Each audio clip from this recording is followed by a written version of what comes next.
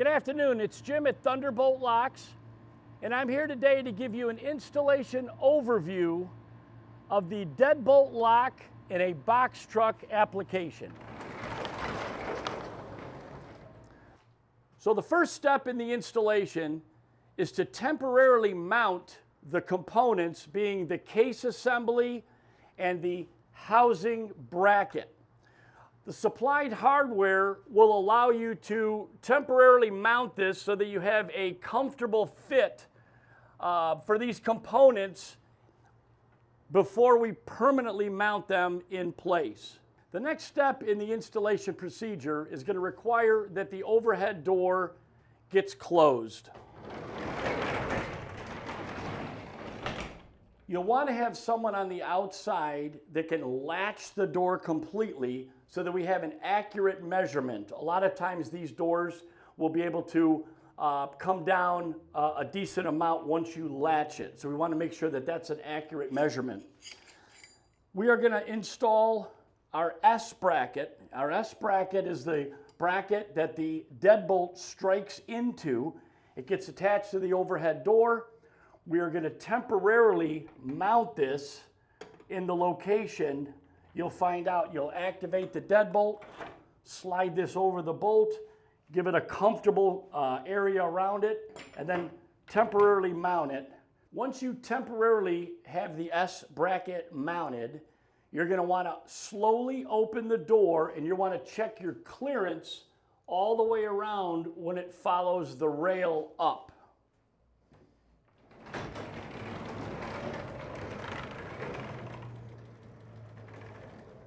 That should clear everything and rest nicely in a position like this. So once your components have been tested for fitment and clearance, we're going to want to permanently mount the L bracket that holds the housing through the side wall. And in order to do that, the kit is going to come with a backer plate that's going to be on the outside of the truck. The hardware, the carriage bolts are going to go through. We're going to use 4 of these 6 holes. And there are some vehicles that have an empty cavity in between the outside and inside walls. And in order to not have an issue where the wall wants to collapse a bit, we have a nylon insert that you'll drill, slide the insert in place, and when these 2 components are pulled together, it will be supported by that and not allow that wall to actually collapse and protect that. So this will then be permanently mounted in place. You don't have to over tighten it, you just want to get it secure. The next step is going to be to permanently install the S bracket, which gets mounted to the overhead door. You will mount the outside plate on the outside of the door. Your carriage bolts are going to protrude in. You are going to install the S bracket, and then there is a secondary plate that will go over that. You'll attach the nuts and washers, and you will secure that into place, and that portion will then be done. Okay, our next component is the case. It will have already been installed, and if you find that we have nice soft bends from our original placement, you can secure this into place permanently. The next step is going to be to make an adjustment on the bolt itself, and you'll have the lock fully retracted in its release position, and depending on the location of the housing and the bolt, you will slide this so that it just clears. Give yourself a little bit of a gap between the S bracket and where the bolt will rest, and you will snug the set screws into place. No need to over tighten, and then the adjustment will be correct for when that bolt activates and deactivates. After that, the provided cover plate or housing will just cover this component to protect it during daily use. Each lock has a built-in release shaft with a knob and it will allow you at any point, if necessary, to manually operate that lock to unlock or lock it. You'll see the cable that's attached to the end of this shaft. This is for our keyed manual release. And this release is a necessary component. If you ever had a failure of power to the vehicle, you're going to want to be able to manually operate this lock to unlock it in case that's necessary.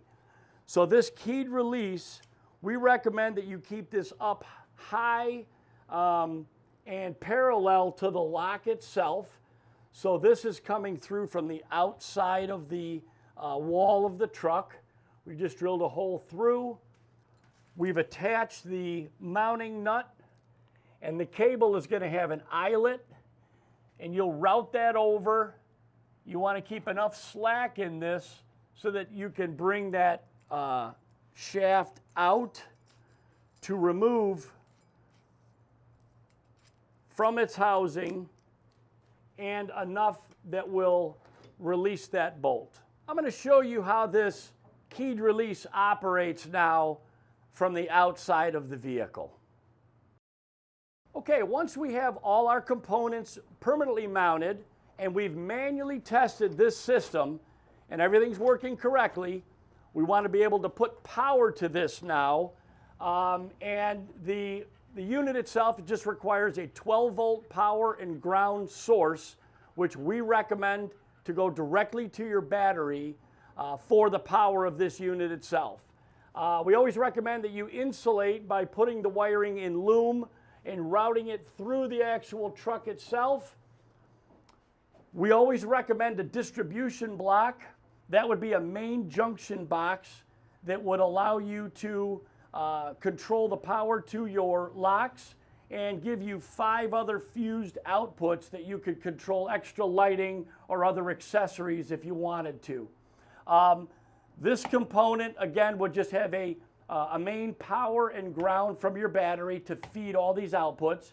If you decide not to use the distribution block, we will always recommend that you install the supplied fuse at your power source. So right at the battery where you pick up power, you want to make sure that you install your fuse on the battery plus side of that.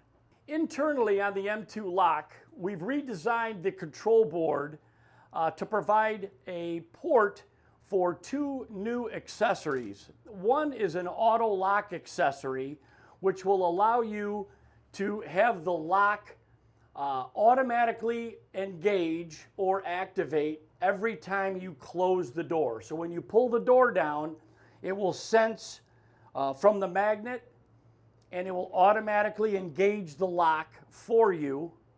And you also have an inhibit control where you could turn that feature on or off. One other feature is the rocker switch. You can control the lock and unlock feature of this lock from the cab if you add the rocker switch control feature. If you wanted to control this lock off of your factory remote, you would order this in the M1 version. This is the M2, and it comes with a remote control provided by us. If you have any questions, you can contact thunderboltlocks.com.